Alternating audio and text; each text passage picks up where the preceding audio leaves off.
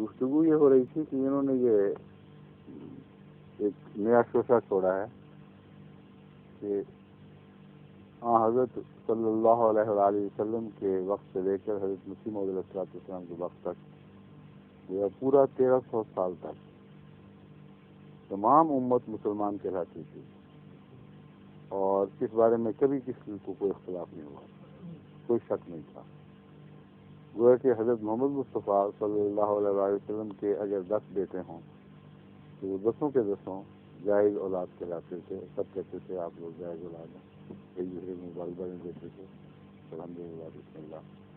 اول تو ایسا خبیثانہ محاورہ رسول اللہ صلی اللہ علیہ وسلم کے حوالے سے استعمال کرنا بہت ہی ناپاک بات ہے، پلیز کی، مگر مجبوراً میں بتا رہا ہوں یہ ان کی منطق یہ ہے۔ کہتے تھے ایک اجنبی آدمی آیا ہے اور اس نے کہا کہ 10 بچے تو سچے بچے نہیں ہیں، جس میں نعوذ باللہ یہ اور یہ ہیں، میں سچا بچہ ہوں، 1300 سال کا بچہ نہیں ہوں۔ تو میں ان کو یہ سمجھا رہا تھا کہ آپ 1300 سال سے اس بات کو لگے ہیں، ہر ایک دوسرے کو نہ صرف کافر کہتا ہے بلکہ وہ لفظ استعمال کرتا ہے جو آپ استعمال کر رہے ہیں مسیح علیہ السلام کی طرف منسوخ کر کے، اور ہر ایک دوسرے کو وہ کہہ رہا ہے۔ وہ حوالے میں نے کافی پڑھے تھے، بڑے گندے لغو حوالے ہیں، اس کو میں جھڑا نہیں سکتا ان کو، مگر پھر بات یہ چل پڑی کہ جہاں تک موجودہ زمانے کا تعلق ہے، اس زمانے پر خود حضرت صلی اللہ علیہ وآلہ وسلم کا اس کی کون سی پیشگوئی صادق آتی ہے؟ اب ہم بھی اس میں سے ایک طرف ہو کے یہ دیکھتے ہیں کہ حضور اکرم صلی اللہ علیہ وآلہ وسلم نے اس امت کو جو آپ کی طرف منسوب ہو رہی تھی آئندہ زمانوں میں کیسا دیکھا، کیا پایا۔ وہ میں سمجھا رہا تھا کہ خود حضور اکرم صلی اللہ علیہ وآلہ وسلم نے فرمایا کہ ایسا بدنصیب زمانہ بھی آنے والا ہے جبکہ میری امت یہود کی امت کی طرح 72 فرقوں میں تبدیل ہو جائے گی اور 73ویں جماعت ہوگی، اور کلہم فی النار الا واحدۃ، سب کے سب ناری آگ میں پڑنے والے ہیں سوائے ایک کے جو ملت واحدہ ہے۔ اب سوال یہ ہے کہ حضور اکرم صلی اللہ علیہ وسلم نے 2 تھیلیاں بنا دیں، ایک 72 کی اور ایک کی، اور ان 72 کو جو آپ نے کہا ہے اگر کوئی اور دہرائے تو اس کے متعلق یہ کیسے زبان دراز کر سکتے ہیں کہ اس نے رسول اللہ صلی اللہ علیہ وسلم کے دین کو بدل دیا، نعوذ باللہ آپ کی جائز اولاد کو یہ کر دیا وہ کر دیا۔ نہایت ہی بدبختی والی باتیں ہیں۔ سوال یہ ہے کہ ہر مسلمان کو یہ دیکھنا پڑے گا کہ یہ جو کلام ہے آخری زمانے میں بتر ہونے والے بٹ جانے والے مسلمانوں کے متعلق وہ کس کا ہے۔ اگر حضرت اقدس محمد مصطفیٰ صلی اللہ علیہ وسلم کا اپنا کلام ہے تو مجال نہیں ہے کہ کوئی زبان دراز کرے، اور میں اس کلام کے حوالے سے بات کر رہا تھا جب یعنی کل جو باتیں ہو رہی تھیں کہ حضور نے فرمایا 72 ناری اور ایک جنتی۔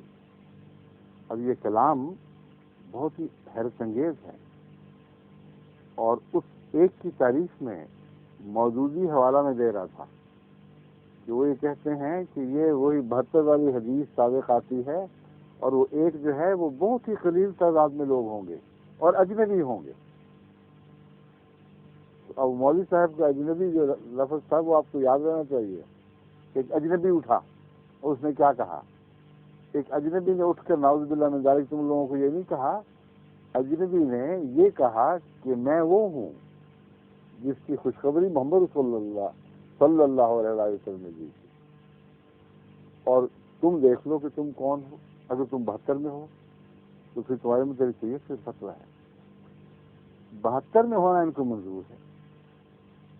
اب یہ مشکل پڑ گئی، 72 میں ایسا داخل ہوئے ہیں تھیلی میں اور ایسا چنتے ہیں کہ باوجود اس کے کہ وہ سب کچھ کہا کرتے تھے جو میں نے آپ کے سامنے سنایا، پھر بھی 72 میں ہونا ان کو فخر ہے، اور کہتے ہیں ہم ہیں 72۔ تو 72 ہو تو فتویٰ تمہارا چلے گا یا محمد صلی اللہ علیہ وسلم کا چلے گا؟ یا تو 72 سے باہر آؤ۔ ہم تو نہیں کہتے تم 72، تم کہتے ہو ہم 72 میں ہیں، اور ایک جس کو 72 میں سے نکالا وہ ہم ہیں. تو ہمیں کیا سوچنا چاہیے؟ جنت سے نکل کے جہنم میں پڑے ہیں، یا محمد رسول اللہ صلی اللہ علیہ وسلم سچے ہیں اور جہنم سے نکل کے جنت میں آئے ہیں؟ یہ بحث ہے. لیکن اس بحث کے دوران میں ایک بات سمجھا دوں، مولویوں کی طرح ہم آنکھیں بند کر کے حدیثوں کے ظاہر کو نہیں پکڑتے، ہم ان کے مفہوم کو دیکھتے ہیں. اور میں نے بارہا اس بات پر روشنی ڈالی ہے کہ ہمارے نزدیک جب حضور صلی اللہ علیہ وسلم فرماتے ہیں کہ 72 ناری ہیں، تو ہرگز یہ مراد نہیں کہ 72 فرقوں سے منسلک ہر شخص نعوذ باللہ من ذالک جہنمی ہے. یہ ایک ناراضگی کا اظہار ہے، ایک طرز کلام ہے، یہ بتانے کے لیے کہ ان فرقوں کے عقائد کا یہ حال ہے کہ اگر اس کو کڑی نظر سے دیکھا جائے تو ان میں کافرانہ باتیں داخل ہو گئی، اور ان کا عمومی انجام یہ ہوتا ہے. پھر دوسری اس میں پیشگوئی یہ ہے کہ ایسی ڈگر پر چل پڑیں گے کہ ان کی دنیا میں بھی جہنم کے آثار ظاہر ہو جائیں گے. ان کے لیے ہر قسم کے جلنے کی باتیں، طرح طرح کی تکلیفیں، عذاب. اور آج کے زمانے میں جو مسلمانوں کا حال ہو رہا ہے، ایک قسم کی آگ میں زندگی بسر کرنا ہے. رسولوں کے نعرے کا یہ مطلب بھی تو نہیں ہو سکتا ہے کہ ان کی عجیب دردناک کیفیت ہوگی، ایک عذاب میں مبتلا ہوں گے.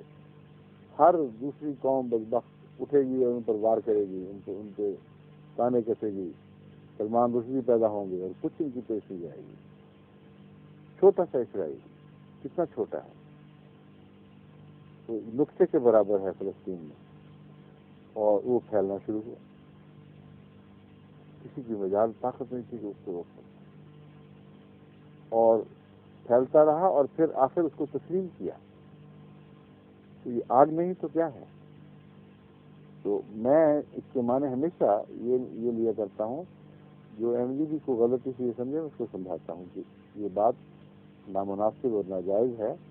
میرے نزدیک حضرت صلی اللہ علیہ وسلم کی امت کی طرف منسوب میں، امت میں شامل خاص کسی فرقے کی طرف منسوب ہوں، ان میں سے نیک لوگ بھی ہیں، پاک باز ہیں، ایسی خواتین ہیں جن کی زندگی پاکی کے ساتھ گزری، قرآن کی تلاوت کرنا، عبادتیں کرنا ان کا سیوا ہے، ان میں سچی قابل دیکھنے والی بھی ہیں. مرد بھی ہیں جو نیک دل ہیں، سوائے ان مولوی مزاج کے جو کہ بلک جاتے ہیں.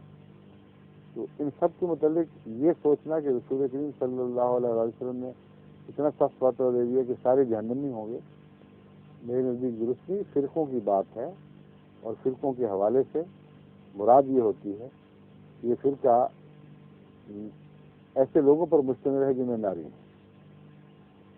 اگر ان کے عقیدوں کو منون تسلیم کر لیا جائے تو ایسے لوگوں پر ہے. اور اسلام کے متعلق میں نے بتایا تھا کہ وہ تو اہل کتاب کو بھی خوشخبری دیتا ہے کہ اگر تم ایمان میں سچے ہو اور تمہارا ایمان اپنی کتابوں پر ہی پختہ اور خالص ہے، اور آخرت پر ایمان لاتے ہو، سوال جواب کا تمہیں خیال رہتا ہے کہ ہم سے کیا جائے گا، اور پاک اعمال ہو. اب پاک اعمال میں یہ بات داخل ہے کہ حضرت صلی اللہ علیہ وآلہ وسلم کا نام سنیں تو ادب سے توجہ کرے، کیونکہ آخری زمانے کے نبی کی آخری پیشگوئی جو ہے اس کی طرف وہ دھیان کرے اور بدتمیزی نہ کرے. بس وہ سارے اس حدیث، اس قرآن کی آیت کی رحمت سے نکل جاتے ہیں جو محمد رسول اللہ صلی اللہ علیہ وسلم کا نام سنتے ہیں، جانتے ہیں، اعتنا کرتے ہیں اور بدتمیزی کرتے ہیں. لیکن وہ لوگ جن کو علم ہی کوئی نہیں، آسٹریلیا کے ابریجنیز ہیں، امریکہ کے مختلف مایا کلچر کے لوگ ہیں، ریڈ انڈینز ہیں، لیکن ان کے علاوہ بھی خود انگلستان میں بعض دیہات میں ایسے لوگ ہیں جن کو کچھ پتہ نہیں اسلام کا. اگر خدا کے نزدیک وہ ہمارا علم تو ناقص ہو سکتا ہے، پتہ ہو، مسئلے بنتے ہوں، لیکن اگر اللہ کے نزدیک وہ صاف ستھرے لوگ ہیں، نیک اعمال ہیں، اور حسن اثر پر ایمان رکھتے ہیں، اور جانتے ہیں کہ ہمیں جواب دیں ہیں اپنے اعمال میں، تو قرآن تو ان کے متعلق بھی خوشخبری دیتا ہے. وَلَهُمْ أَجْرُهُمْ عِنْدَ رَبِّهِمْ وَلَا خَوْفٌ عَلَيْهِمْ وَلَا هُمْ يَحْزَنُونَ. ان کا اجر ان کے رب کے پاس ہے، ان پر کوئی خوف نہیں ہوگا، کوئی غم نہیں کریں گے وہ. تو یہ قرآنی آیت ہے جس کی روشنی میں اس حدیث کا ترجمہ کیا کرتا ہوں.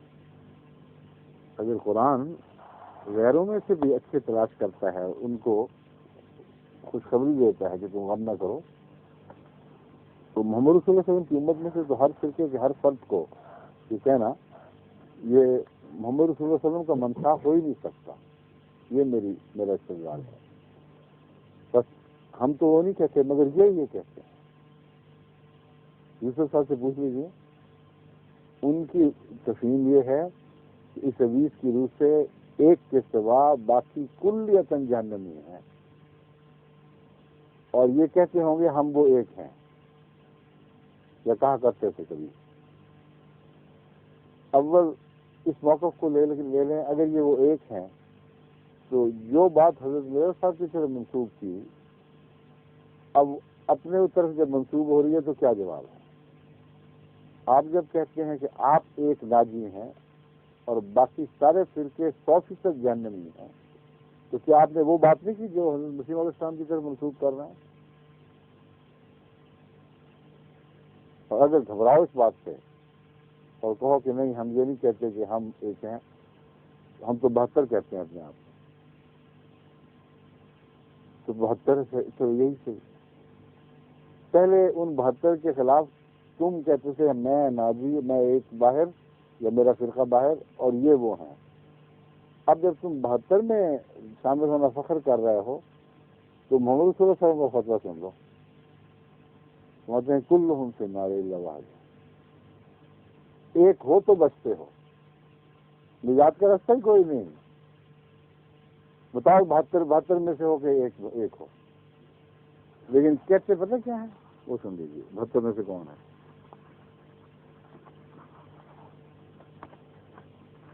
مولوی افضل علی خان صاحب، ابن مولوی افضل علی خان صاحب.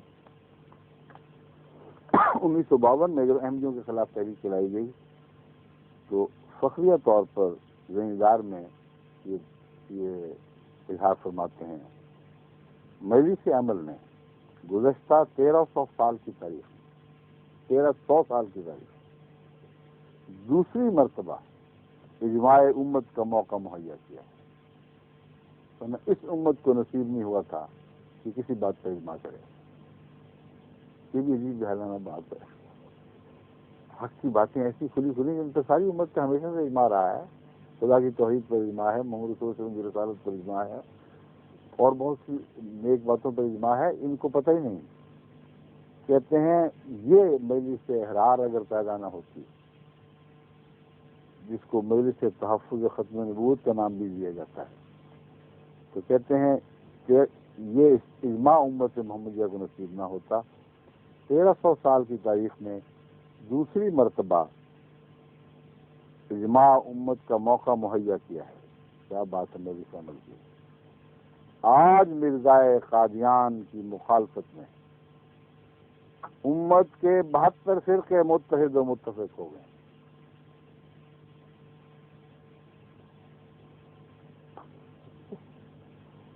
بہتر فرقے متفق و متحد ہو گئے. یہ اجماع ہے 72 کا اجماع.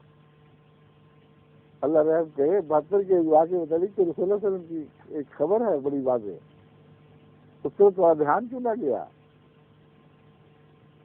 پھر گناتے ہیں حنفی، وہابی، دیوبندی، بریلوی، شیعہ، سنی، اہل حدیث، سب کے علماء اور تمام پیر اور تمام صوفی اس مطالبے پر متفق و متحد ہیں کہ مرزائی کافر ہیں. انہیں مسلمانوں سے علیحدہ اقلیت کا کس تھیلی سے نکالا ہے؟ اسلام کی تھیلی سے نہیں، 72 کی تھیلی سے.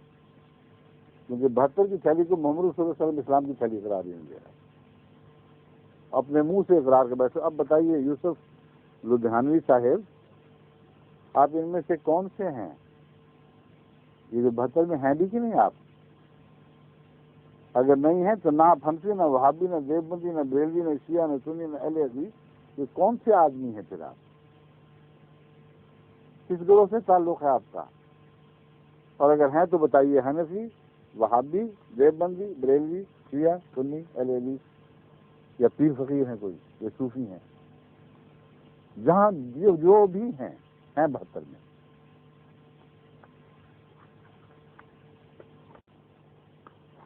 جہاں تک حضرت مسیح موعود علیہ السلام کا تعلق ہے، آپ کے متعلق یہ کہنا کہ نعوذ باللہ رسول اللہ صلی اللہ علیہ وسلم کو اور آپ کی اولاد کو نعوذ باللہ من ذالک گالیاں دیں، رسول اللہ علیہ وسلم کو گالی بن جاتی ہے. یہ کہا جائے کہ آپ کے جتنے بیٹے تھے نعوذ باللہ من ذالک، جتنی روحانی اولاد کی ساری ایسی ایسی تھی.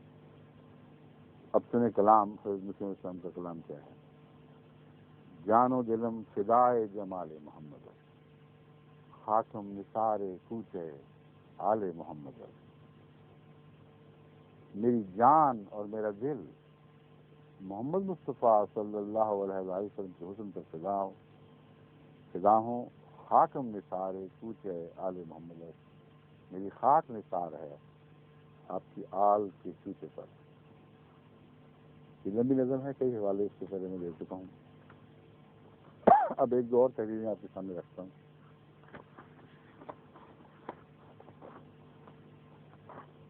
حضرت صلی اللہ علیہ وسلم کی جماعت میں اپنے رسول مقبول کی راہ میں ایسا اتحاد اور ایسی روحانی یگانگت پیدا کر لی.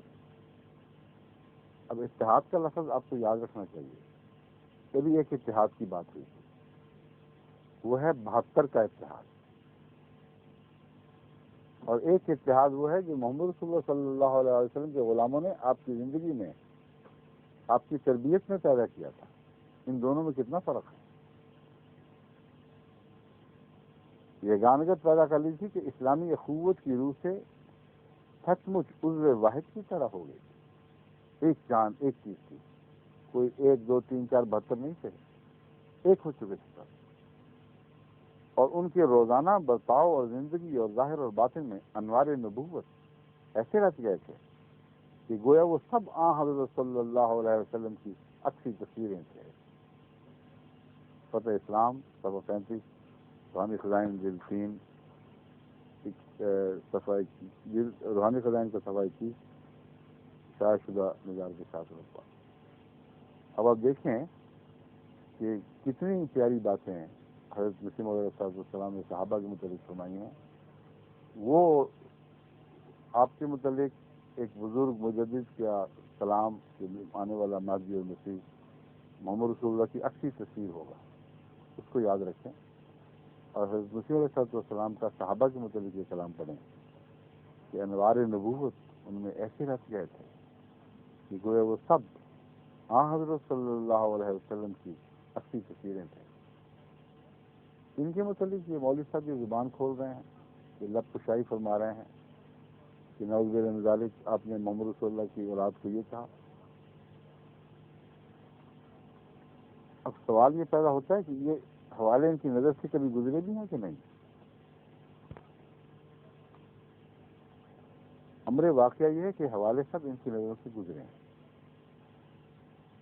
کیونکہ جس طرح انہوں نے تلاش کیے ہیں فکرے، وہ تو حضرت مسیح علیہ السلام کی 100 سے زائد کتب میں سے گنتی کے چند صفحے کا کلام ہے جس پر یہ اعتراض نکال رہا ہے.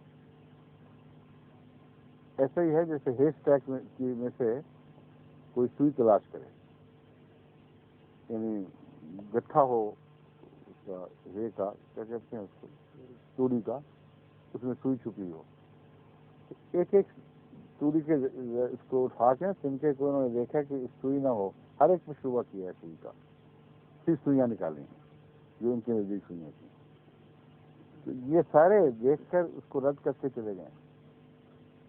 اس لیے یہ کہنا کہ ان کو علم نہیں ہے بالکل جھوٹ ہے. اگر علم نہیں تھا تو ایسے حوالے تلاش کہاں سے کیے جن پر تم اعتراض کرتے ہو. یہ سارے پڑھے ہوں گے لیکن وجد میں نہیں آئے، تکلیف ہوئی. مجھے تو یقین ہے کہ حضرت مسیح علیہ السلام کی کتب کا مطالعہ ان پر ان کے لیے سہانے روح ہوگا. ایسے ایسے کلمات محمد رسول اللہ صلی اللہ علیہ وسلم کی شان میں بیان کر رہا ہے. ہم تو اس کو تو ایسا کہنا ہے وہ کہنا ہے اور اس کے اندر گندے فتوے لگانے ہیں. تو یہ دیکھو یہ کیا کر رہا ہے. اس لیے بڑی کراہت سے گزرتے ہیں. ہو یہ کیا لکھا ہوا ہے. صفحہ در صفحہ سینکڑوں صفحے پڑھنے کے بعد پھر کوئی سوئی ملتی ہے پھر اس کو سمیٹ کے صفحہ کرتے ہیں. تو یہ تو ہو نہیں سکتا نہ سنا ہو نہ دیکھا ہو. اب بتائیں یہ پڑھنے کے بعد کوئی وہ عبارت لکھ سکتا ہے جو مولوی صاحب نے لکھی ہے؟ اور جہاں تک ائمہ اپنا شیعوں کا تعلق ہے، اگرچہ بہت سے مسلمان علماء بڑے کھل کے شیعوں کی رد کرتے وقت ان کو بھی ساتھ ہی رد کر دیتے ہیں، مگر میں نے بھی ہمیشہ غیر معمولی احترام سے ان کا نام لیا کیونکہ میں جانتا ہوں کہ وہ متقی بزرگ تھے. اس لیے شیعہ مسلک اگر حق سے ہٹ بھی چکا ہو تو ان ائمہ کو غلط کہنا جائز نہیں ہے. وہ بہت بلند مرتبہ بزرگ انسان تھے. حضرت مسیح علیہ السلام نے ان کا ذکر کرتے ہوئے ان الفاظ میں فرمایا ائمہ اثنا عشرہ نہایت درجہ کے مقدس اور راست باز اور ان لوگوں میں سے تھے جن پر کشف صحیح کے دروازے کھولے جاتے. یہ ہمارا عام مسئلہ ہے. ہوتا یہ ہے کہ جب مناظرہ ہو رہا ہے کسی شیعہ سے یا کسی عیسائی سے، وہ مناظرے کی تلخی جب دوسری طرف سے بڑھتی ہے تو جواباً ادھر سے بھی کچھ تلخی پیدا ہو جاتی ہے اور وہ کلام تھوڑا سا جوش کا حامل ہو جاتا ہے لیکن عام مزاج کا نمائندہ نہیں ہوا کرتا. حضرت مسیح موعود علیہ السلام نے جب بھی اہل بیت یا صحابہ کا ذکر فرمایا ہزاروں دفعہ فرمایا اور وہ پڑھیں جو مناظرے سے ہٹ کر ہے، تب آپ کو پتہ چلے گا کہ آپ کو کیسا عشق تھا، کیسا پیار تھا، کتنا بڑا مرتبہ تھا ان کا. لیکن جہاں کسی سے مناظرہ ہو رہا ہے وہاں وہ شوخیاں دکھا رہا ہے، تیزیاں کر رہا ہے. اس کے جواب میں بعض دفعہ کسی کلمے میں تلخی محسوس ہوتی ہے مگر وہ اس مناظرے کا رد عمل ہے.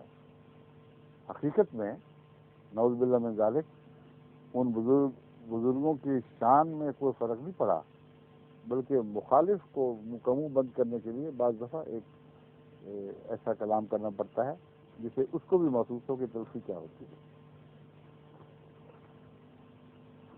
یہ ازالہ اوہام قدم کا حوالہ سے میں نے آپ کے سامنے پڑھا. اب سنیں حضرت مسیح علیہ السلام فرماتے ہیں ائمہ اربعہ، یہ چار امام مسلمانوں میں سنیوں میں جو ائمہ اربعہ کہلاتے ہیں، یہ چار امام اسلام کے واسطے مثل چار دیواری کے تھے. پھر دیگر صلحاء امت جو 1300 مسیح علیہ السلام سے پہلے 1300 سال کے عرصے میں مختلف وقتوں میں نگینوں کی طرح جڑے ہوئے تھے، ہر صدی میں پیدا ہوئے. اب یہ ظالم مولوی صاحب تو کہہ رہے ہیں کہ نعوذ باللہ من ذالک ایک اجنبی 1300 سال کے بعد اٹھا اور سارے پچھلے اسلام کو یہ کر دیا اور وہ کر دیا. جھوٹ ہے صرف. حضرت مسیح صلی اللہ علیہ وسلم خود کیا فرماتے ہیں یہ سنیے. ہمارے سید و مولا حضرت صلی اللہ علیہ وآلہ وسلم کے زمانے سے آج تک ہر ایک صدی میں ایسے باخدا لوگ ہوتے رہے جن کے ذریعے سے اللہ تعالیٰ غیر قوموں کو آسمانی نشان دکھلا کر ان کو ہدایت دیتا رہا. جیسا کہ سید عبد القادر جیلانی اور ابو الحسن خرقانی اور ابو یزید بستامی اور جنید بغدادی اور محی الدین ابن عربی اور ذوالنون مصری اور معین الدین چشتی اجمیری اور قطب الدین بختیار کاکی. میں بھی گیا تھا ان کے مزار سے دعا کرنے. تم تھے ساتھ؟ آپ بھی تھے وہاں. اور فرید الدین پاک پٹنی اور نظام الدین دہلوی اور شاہ ولی اللہ دہلوی اور شیخ احمد سرہندی رضی اللہ عنہم ورضوا عنہ اسلام میں گزرے ہیں اور ان لوگوں کا ہزارہا تک عدد پہنچا ہے. یہ چند نام گنوا رہے ہیں صرف فرماتے ہیں ان کا عدد ہزارہا تک پہنچا ہوا ہے. بہت سے نام ہیں جو مخفی ہیں، صرف اللہ کے علم میں ہیں اور ہماری ان تک رسائی نہیں. اور اس قدر ان لوگوں کے خوارق علماء اور فضلاء کی کتابوں میں منقول ہے. مختلف وقتوں کے علماء کی کتابوں میں اپنے زمانے میں اگر تلاش کیے گئے تو مل جائے گا کہ ایک متعصب کو باوجود سخت تعصب کے آخر ماننا پڑتا ہے. یہ لوگ صاحب خوارق و کرامات تھے. صاحب خوارق کہتے ہیں کہ عام قانون سے ہٹ کر کسی قانون کا کسی کے حق میں جاری ہونا جو عام طور پر نہ ہوتا ہو. مثلا عام طور پر لوگ خواب میں دیکھتے ہیں کہ فلاں دن یہ ہو جائے گا، فلاں دن یہ ہو جائے گا، ہوتا کچھ بھی نہیں. لیکن ایک ایسا آدمی جس کو وہم و گمان بھی نہ ہو اس چیز کے متعلق جو وہ خواب میں دیکھتا ہے، اس کا کبھی سوچا بھی نہ ہو، وہ دیکھتا ہے اور فلاں دن یہ ہونے والا بیان ہی اسی طرح ہو جاتا ہے. اس کو کہتے ہیں خارق عادت، عام روزمرہ کے دستور سے ہٹ کر بات. تو حضرت مسیح علیہ السلام کے کلام میں خوارق کا لفظ بہت ملتا ہے. تو احمدی جو مطالعہ کرتے ہیں ان کو میں سمجھا رہا ہوں کہ خوارق کا یہ معنی ہوتا ہے جو روزمرہ کی عام دستور سے ہٹ کر ہو. کہتے ہیں غیر متصب کو یہ ماننا پڑے گا کہ یہ لوگ صاحب خوارق اور کرامات تھے. کرامات کا لفظ تو سب جانتے ہیں. جس قدر اسلام میں، اسلام کی تائید میں اور اسلام کی تائیدیں ہیں، جس قدر اسلام میں، اسلام کی تائید میں اور حضرت صلی اللہ علیہ وسلم کی سچائی کی گواہی میں آسمانی نشان بذریعہ اس امت کے اولیاء کے ظاہر ہوئے اور ہو رہے ہیں، ان کی نظیر دوسرے مذاہب میں ہرگز نہیں. کتاب البریہ صفحہ 73-74. پھر فرمایا درمیانی زمانے کے صلحائے امت محمدیہ بھی باوجود طوفان بدعت کے ایک دریائے عظیم کی طرح ہے. کہ وہ بیچ کا زمانہ جس میں تاریخی پھیل گئی تھی، کہتے ہیں وہ زمانہ بھی آسمانی پانی سے خالی نہیں رہا اسلام کے لیے، جبکہ ہر طرف ایک قسم کا روحانیت کا فقدان ہو چکا تھا اور روحانی پانی مانگے نہیں ملتا تھا. فرماتے ہیں اس زمانے میں امت کے ایسے صلحاء تھے جو روحانیت کا دریا بن کے بہ رہے تھے اور جو بھی ان تک پہنچتا تھا وہ سیراب ہوتا تھا. صفحہ گولڈیا صفحہ 81-12. تو یہ ہے حضرت مسلم علیہ السلام کا اصل والا مسلک. اور اب آپ دیکھ لیجئے کہ یوسف لدھیانی صاحب اور ان کے مزاج کے لوگوں کا کیا حال ہے. ان کو میں بار بار پھر کہتا ہوں، ان کی عمر میرا خیال کافی ہو چکی ہوگی، لیکن عمر کا کیا پتہ، اللہ جب جس کو چاہے بلا لے. آپ نے مرنا ہے، خدا کے حضور حاضر ہونا ہے. یہ باتیں یاد رکھیں. جس کا یہ کلام ہے اس کے متعلق وہ بد زبانی کرنا جو آپ نے کی ہے، یہ کسی شریف ظہور مہدی آخر